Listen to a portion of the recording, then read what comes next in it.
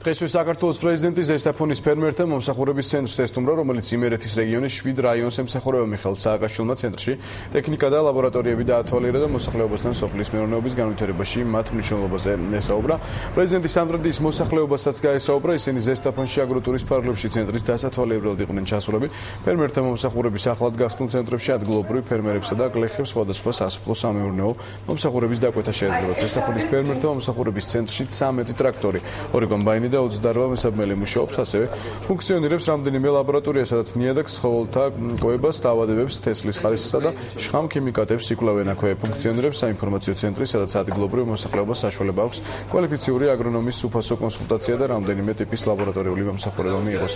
საქართველოს მასშტაბით სულ 12 ასეთი დაწესებულება ფუნქციონირებს.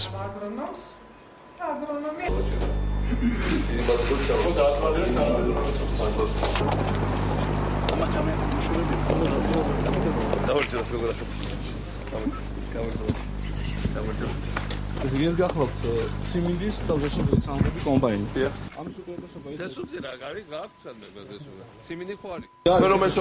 სამტრედია, ბაში. ბაში და იქ იყო უკვე კომპანია შემოსული. ჩვენთან არის. ხო და ხო ხედავ ჯერ არ შესულა ახლა. და ის რა ქვია და ტრაქტორები ხო იყო ახლა? კი არის. ეხლა მაგრამ ტრაქტორები გაზაფხულზე იყო, საწვევის ფასი მაღალი იყო. ეხლა წესით უნდა ჩამოვიდეს საწვევის. ტრაქტორებზე რიგები იყო როგორად?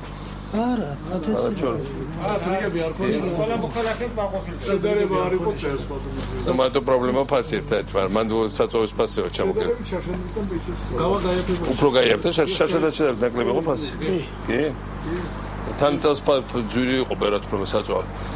შაშანი იყო 160 ლარამდე ჰექტარის მოხდა, წელს იყო 140 ლარი. ახალი სიმინდი არის ბაში თქვენ? კი. როგორ წავიდა? ჰიბრიდული. როგორ წავიდა? საშუალოდ რა კარგად. გერს გაუჩნდა? არა. არა ხო? მის მოუვარ. თავის დროზე დაიცვა აგროვადები არის შესანიშნავი. ხო ეგ არის თავი. და შეუძლებელია თუ ვადებს იცავდა ყველა სული შეუძლებელია რომ ჩაგიპროს. ყველა ფეროში გვჭირდება ახალი ტექნოლოგიები და ახალი ჯიშები.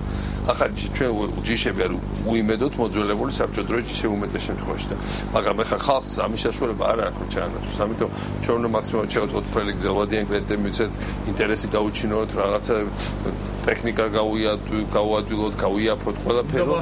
უნდა ვასწავლოთ და თავარია ცოდნა არ თავი. ცოდნა მარტო ეგ ვიღაც გქონია ცოდნა არის მარტო ამე ქარხანაში ინჟინერი დგას. ყოველ ადამიანი თავის მიწას რომ ამუშავებს შეიძლება ცოდნა. თანამედროვე სოფლიოს სხვა ჩანსი არ აქვს ხო?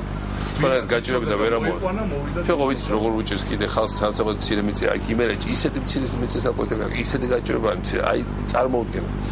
მაგრამ იმ პატარა ნაკვეთსაც კი რაღაცას თუ მოხერხებ შეიძლება მოკაჩო რომ რაღაცა ეგ შიმშილის მაინც არ ხდებოდა. ძალიან მნიშვნელოვანია.